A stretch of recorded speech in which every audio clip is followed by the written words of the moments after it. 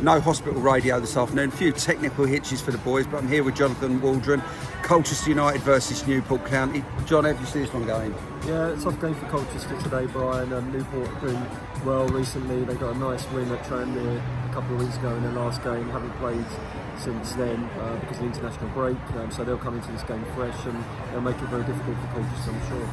And obviously, you know, results haven't gone well for Colchester here, particularly recently. What do you put that down to?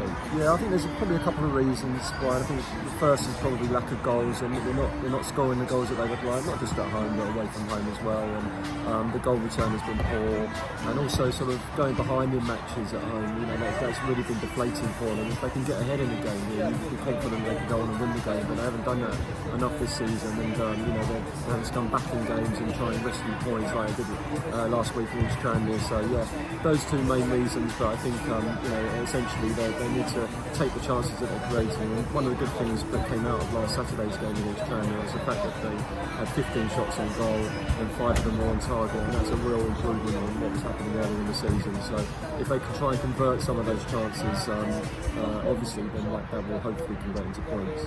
And you mentioned the Tranmere second half last week, also against Orient, they performed really, really well.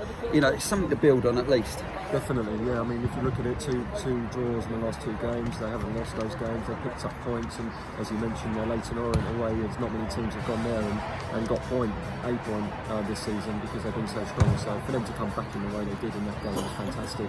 I think that was one of the disappointments from last weekend, really, that they couldn't really take that into the Tranmere game and win that game. But they've got a point out of it, as you say, and you know they're not easy to beat. Colchester. The vast majority of their defeats this season have been by 1 goal, and it is a tight division, but they do need to get a win today, I think, because they've got some tough games coming up after this.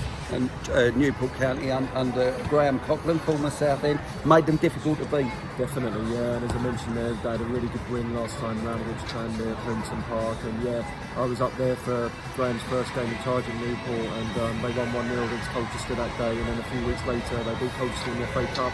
And I'm just saying to the guys in the press room that, you know, Colchester didn't really lay a glove on them in each of those matches, so they really need to make more of an impact today. And of course, mentioned Joe Dunn's back here again, the assistant manager at Newport County, someone that's still a very, very popular figure here. He was, of course, assistant manager here to Wayne Brown earlier in the season, and they'll always be very welcome back at King's Stadium.